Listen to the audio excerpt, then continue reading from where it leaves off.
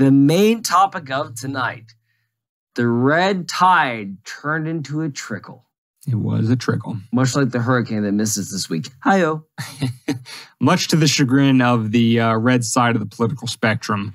And we have, as we told you, we have some thoughts about why this happened. And, you know, we want to be ecumenical and we want to start with not pointing fingers at either side and just make a point about the system in addition to the ones that we've already made on this episode. The first being the nonpartisan critique that rational ignorance is a real thing. And we've talked about this on the podcast before, but for any new listeners or viewers, a little explanation about what rational ignorance is. It is not pointing fingers at anybody. It is stating a simple fact of life.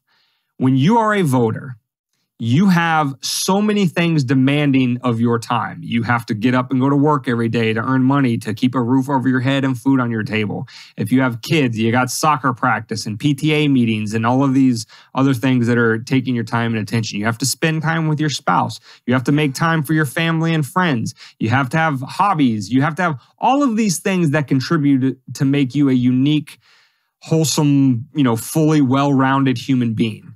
And to be able to study up and learn about whatever your preferred candidate, whatever their policy positions are on X, Y, or Z, you have to cut time out from those other aspects of your life to do that. Now, I posit to you, dear listener, that not very many voters actually do that. They spend a very tiny fraction of the amount of time that they would need to be able to have an expertise on all of the policy ranges. And to confound this even more, when you vote for a Biden, a Fetterman, anything else in between, you don't vote for them on one issue. Some people do. Some people say, oh, well, what's their stance on X? I'm going to vote for that. But you're getting a whole smorgasbord of policies. A Fetterman has an opinion on what the minimum wage should be, on what foreign policy should be, on whether we should have universal health care, what he thinks about student loan forgiveness, all of these disparate issues which require an expertise in and of themselves for you to have a reasonable, rational, objective opinion of, if I vote for this person, is that actually in my own best interest? It's impossible. This is why it's called rational ignorance, because these voters, they're not stupid in that sense. They are being rational and trying to vote for what they think is in their best interest, but they can't possibly know about everything they're expected to vote on, and therefore they're ignorant of it. And because of that, you can't possibly have this high ideal thing for democracy that we're told that it is that, well, the people, have their say and they get to pick who rules over them. And so that's why democracy is that great. Do you really? I posit to you, this is why Congress regularly has an approval rating in the single digits. It has a re-election rating above 95%. It's because of rational ignorance. We're not, quote unquote, voting the bums out. The incumbents stay by and large, and they keep doing the same thing that they're doing, which is against what the people actually want again and again, as polls suggest, and nothing ever changes. The system is broken. That system's not going to give you positive outcomes. So whether you're Republican or Democrat, you're going to be disappointed election after election.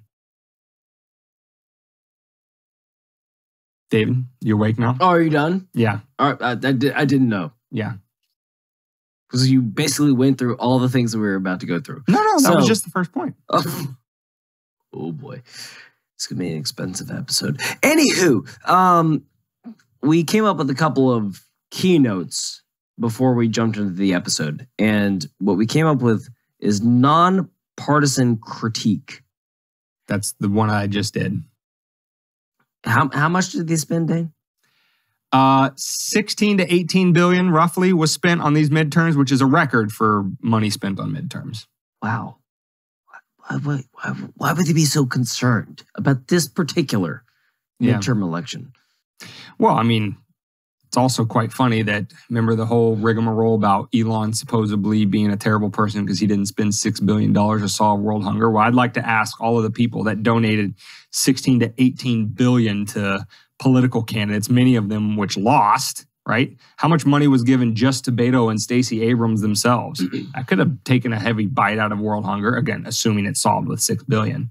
So, again, wasted money, wasted outcomes. World ain't going to get any better. World hunger ain't getting solved. So what are we doing here, folks? Is this really the best possible outcomes that we could expect? Listen, the second point that we came up with breaks my heart because I was just refining he's been great. He's been a wonderful candidate. I can't say anything wrong about him. I want to thank all my supporters. It's the biggest thing that's ever happened. Maybe, possibly, I don't know. That's what people are saying. Like, I was just dialing. Some of my favorite lines of his. People are saying it. I was just dialing in my Trump imitation, but now apparently Trump is toxic. I think so. How's that? Well, it seemed that in the primaries, Trump was a bit of a kingmaker, right? If he endorsed you in the primary, chances were you were going to win and you were going to go to the general against whatever Democrat they ran against you. But I think after this election, when you see the juxtaposition of the way Trump endorsed candidates engaged in messaging versus, I'm not going to say Trump didn't endorse DeSantis. He had negative things to say right on the eve of the election. But DeSantis ran his campaign, and many Florida people that ran for election down here ran it in a very different way. They focused on, look what the other side did to you throughout COVID. They were anti-freedom. Here, we're pro-freedom. This is where freedom comes to live. That won in landslides. I think Trump beat Charlie Crist 60% to 40%. DeSantis smoked them. But you had Trump candidates all over the country losing their elections, not the least of which was Oz or Kerry Lake for governor in Arizona. So I think the takeaway from this, if you're on the right side of the political spectrum, is you have to fix your messaging, because as much as talking about election fraud and all that kind of stuff might be important, I'm not saying it's not. I am saying that doesn't resonate with people outside of your base. And when you get into a general, you're going to, again, have a bad time. Maybe focus more on freedom and trying to expand that. That seems to resonate with people a hell of a lot more. Well, again, the last thing I'll say on this is that the thing that gives you a power eventually turns on you. And he can't help himself. Like, he will keep talking. He will keep being that rash, bravado. She's a disgusting person. I only had sex with her twice, and I said I couldn't do it anymore. She's disgusting. Biggest vagina I've ever seen. No big deal. It's what people are saying on the streets. Anyway, so like, he can't stop. So people are realizing that now. What made him famous is also what's undoing him. So now people are starting to distance him. And maybe, just maybe, the left can also start letting go of the like adherence to blaming everything that's still happening on Donald Trump. Maybe, just maybe. I don't know. Maybe we don't need any more stories on Donald Trump. Just a thought, careless thought. The third point that we think that they might have fucked up, they being the Republicans, is that they went after the abortion issue. Well, they didn't listen to us. Well, that's the problem. If they would have called. Yeah, I mean, my lines were open. Were yours? I mean, you're more important than I am, but like, I know I'm more available. You could have just CC'd me on the call, and I had taken it from there. Yeah. But I understand that we had a better viewpoint of what they should have done with the abortion debate. Maybe it was ill-timed and ill-conceived. Yeah. No pun intended. Yeah. Now, here's the point. Do with that conception what you want. Here's the point, and it kind of tacks on with the within second your state. The second point about messaging, right? If you remember a few episodes ago, I'll link to it in the show notes. I don't have it off the top of my head right now, but when the Dobbs decision came down, we spent an entire podcast episode explaining to people that Dobbs was not this existential crisis to women's health care and that it was a universal ban across the entire country on abortion. All it did was kick the decision about what to do with abortion down from the federal level to the individual states. Made it closer to your vote. Yeah, to give you more individual control over it. And I think Republicans messed up twice. Is first, they didn't think that that was going to be as motivating of an issue as I think it was to get Democrats to the polls. That's the first thing. They underestimated it in that sense. And the second thing is, I didn't see any Republican candidates really trying to drive this point home, is that you now have more control at the state level. So if you want to protect it, if you want to outright ban it or whatever, you still have that control, especially if I'm a Senate, I'm a Senate or a federal congressional member or representative. If I'm running for those offices, this isn't in my wheelhouse. Talk to your state representatives. That's where it's at. And I'll give you some examples from this election, some amendment referendums in different states to kind of show you how Dobbs it wasn't this, Handmaid's Tale type sea change that people needed to be all freaked out and like, oh, I need to vote for the senator in my state because I care about abortion and that's my number one issue. If Republicans would have made the point that you still have that control at the state level, they would have muted that sort of existential crisis motivator for Democrats to turn out on that particular issue. So a couple examples. The state of Michigan, traditionally blue state, they voted to approve a constitutional amendment in their state constitution to a right to an abortion. Okay, that's a blue state.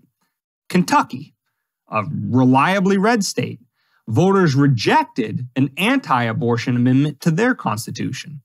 So they may not say, yeah, we want an absolute right to it, but we don't want you to say that you can't have it. Even in a red state like Kentucky, or even going so far as California and Vermont, both approved essentially limitless abortion in their state constitutions because theirs don't make any sort of viability exceptions, which was the framework under Roe. In California and Vermont, you now have more access to abortion than you even did pre-Dobbs because you don't even have the Roe restrictions hanging over you anymore.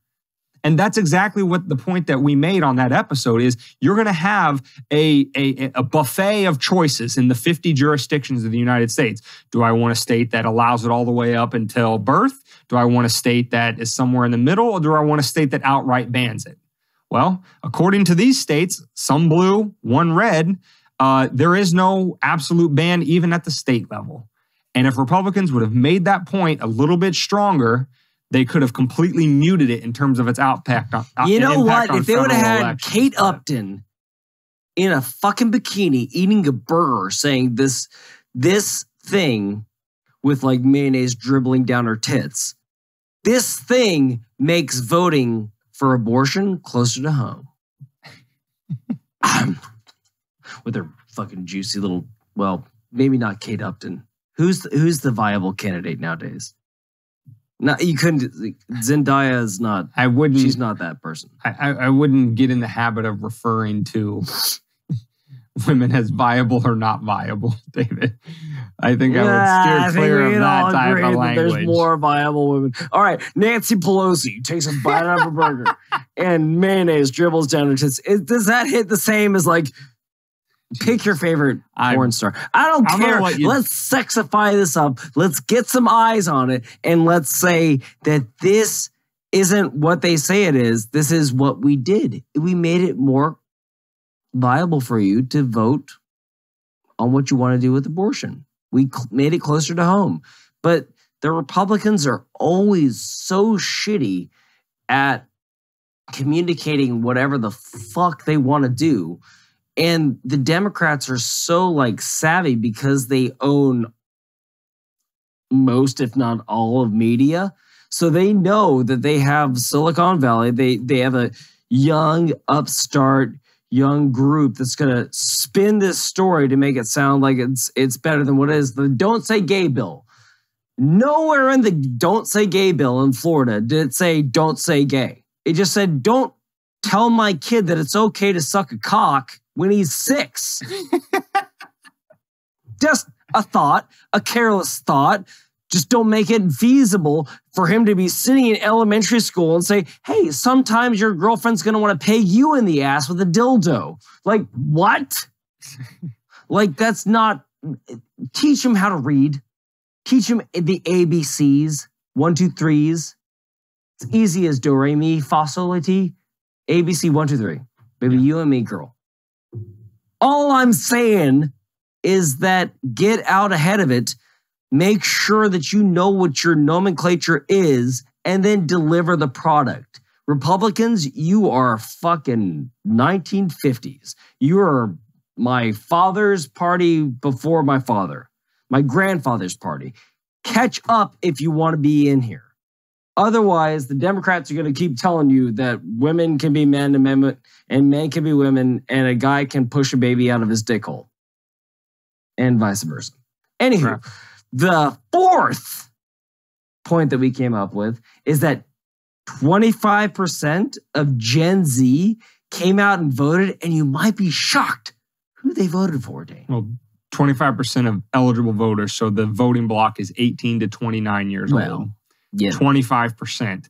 A quarter of an entire group like that voting is big, and this is actually the second highest youth turnout in midterm election history.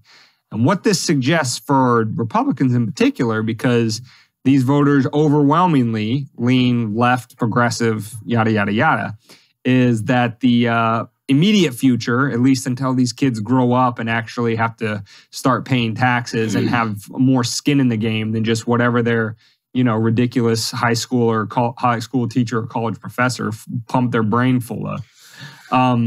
When they actually have to get in the real world, I wanted to tack on to David's point about the whole forming young minds in school is if you are even remotely concerned with your child learning the crap that these kids are being taught at public indoctrination camps, and if this doesn't tell you exactly what they're being taught, public schools, they know they don't. If this doesn't tell you exactly the crap that's getting pumped in their head that they would overwhelmingly lean in that direction, I don't know what will. Get your kids the F out of those indoctrination camps. I don't care if you got to put them in private school. Best option would be to homeschool. But this whole idea that, because they won't socialize. Yeah, I know. I don't want them socializing with these psychopaths that, just pump out these mindless drones that just vote in one direction because they don't know anything about the world. Because they're taught that there's 87,000 different genders and that everybody's entitled to whatever they can squeeze out of somebody else as long as a government program approves it. I don't want my kid learning that. And any society that is even remotely healthy or able to fend for itself isn't going to want a large portion, especially if they're allowed to vote, to be going in that direction. So listen, Republicans, I know you're kind of think that like libertarians and homeschool parents are kind of weird for wanting to get out of the system. Well, you keep pumping them through that system, you're going to keep winding up with electoral outcomes like this because the younger the kids are, they're not trending in your direction. And that's not by accident. Because guess who controls the schools? You know it. You see it. You see it through the Libs of TikTok count all the time. Who's teaching these kids? Asleep. You know exactly who's teaching these kids. You don't reach the youth anymore. So you can't be surprised when they come out and vote overwhelmingly, and not just overwhelmingly to the left, but for the more and more radical policies. So my whole point is that, Dane, how much gender study do you think is happening in China? Not a bit. Russia? Yeah, nope. Not that those are, paragons of societal health. Our two biggest competitors in the world right now, do you think they're caught up with whether or not we should have rights for somebody that likes to fuck toasters and doesn't want to be judged for it and wants to cut their hair into a buzzsaw? And no. However, what I would say identifies as a 2x4. What I would say about that is personally, I could care less about all of that. My problem is that those things are becoming political to the point that, and this is the very Jordan Peterson point, do what you want to do, call yourself what you want to call yourself, but don't toss me in a cage for refusing to, abide by your reality. And that's the problem, right? That's the point. Yeah. You can do whatever you want as long as you're an adult and you're not hurting somebody, but don't make me a criminal because I don't agree with it or like it or whatever. That's all I'm saying. But our society is marching in that direction. It's an appeal to reality. It's an appeal to ethos. Anyway, last subject that we had on this, and I think it's a little fun, is that Beto O'Rourke and what's her name? Stacey Abrams. not only did they lose again, It's beautiful. but So they've hilarious. lost again and again and again. So how many times could we have solved world hunger with the amount of contributions to their campaigns? So maybe they should have just saved it, not gone on the dais, and just contributed to the World Health Fund to start feeding everyone in the world. And actually, they might have made a difference in the world other than not getting elected to promote their own clout. Just a thought, a careless thought that crept into my mind. Yeah.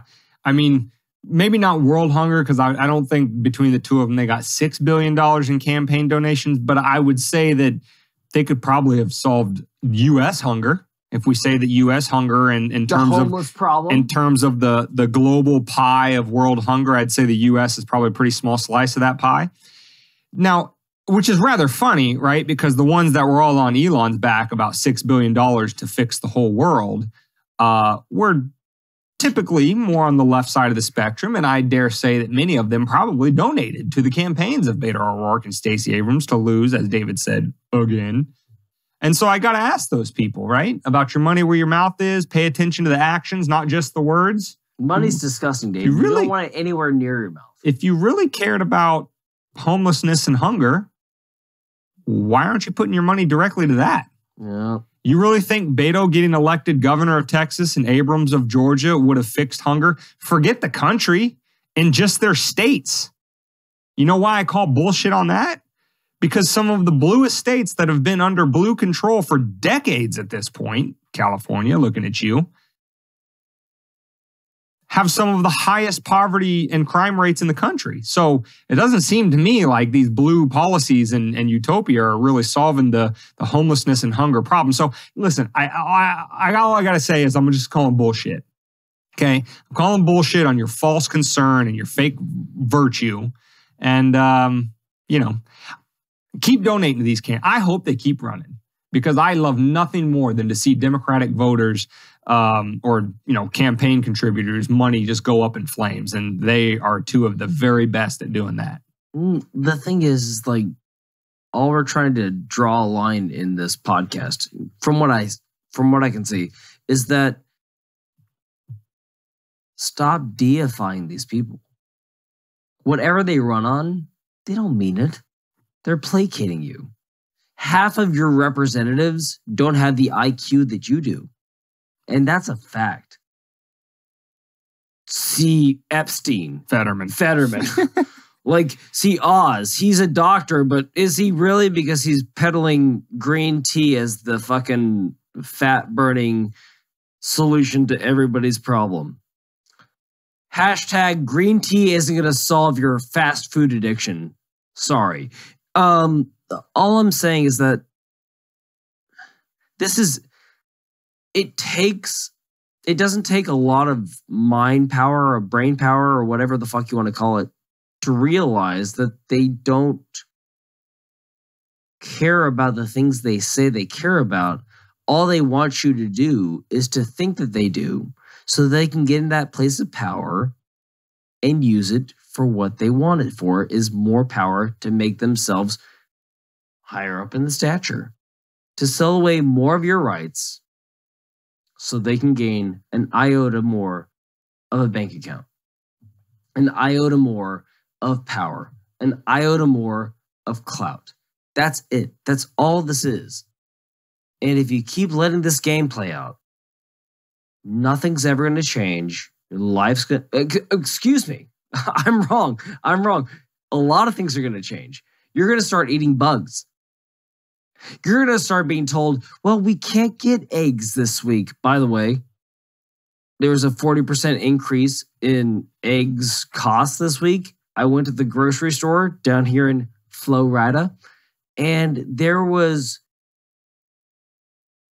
an unstocked shelf of eggs for the first time. It's like toilet paper before the pandemic. Like, we can't figure out another protein source other than eggs. How will we ever live without eggs? How will I ever wipe my ass or clean my asshole after shitting other than toilet paper? other than this faucet that has water and soap that has antibacterial qualities to it? How will I ever be clean after I go to the bathroom? Like, stop following the narrative. That's all we're asking. Just take a step back and really see what's going on. These guys don't care about what you think about them. They ran a stroke patient in an election. They have a stroke patient as president.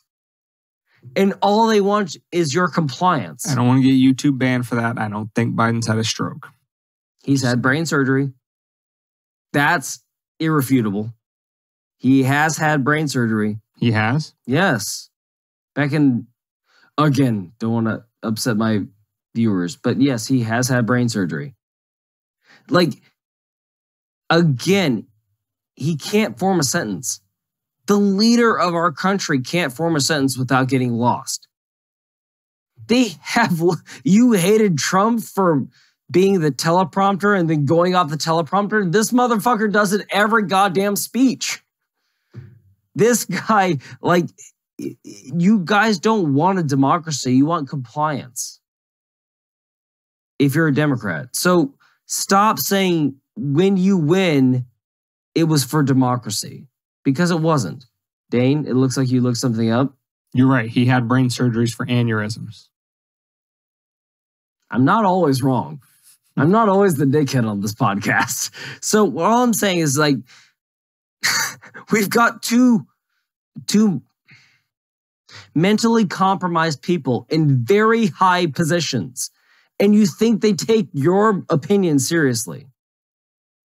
That's your fault. At the end of the day, that's your fault.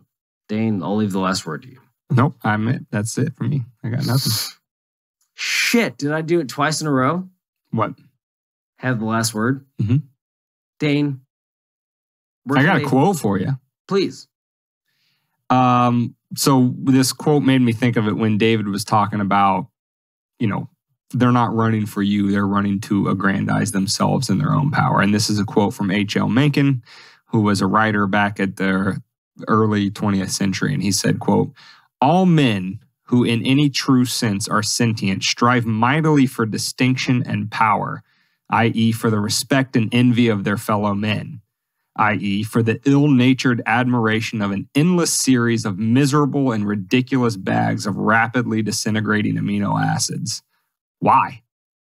Now, you could have a lot of answers to that why. Why is everybody looking for admiration from people who often their admiration is not true, heartfelt admiration? And it's just like, oh, wow, look at this person in this high seat.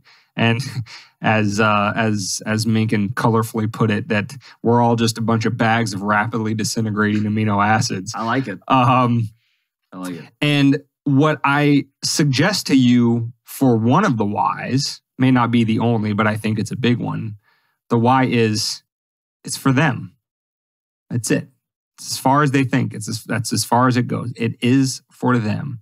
No matter what you think about it, no matter which of your ideals you've kind of pasted over them, that you've attached to them, that you think that you're voting for them because they love mankind and the other person hates it, or whatever the case may be. No. You have to disabuse yourself of this political type Santa Claus belief in whatever political reality you think you're living in. They're not doing it for you. They're not doing it for the poor. They're not doing it for the downtrodden. They're not doing it for any of that. They're doing it for the distinction and power that the office brings, whether that be bringing themselves money in the case of Nancy Pelosi, whether that means bringing themselves, just admiration in the sense of Bernie Sanders or something like that. They're doing it for them. That's it. Period. Full stop. Once you pull the scales back from your eyes and realize that whether you're on the right or the left or anything in between, that whoever is doing it, they are running to do it for themselves, then you can vote and see the world with a little bit clearer eyes. Dane, may I parlay onto that? Of course.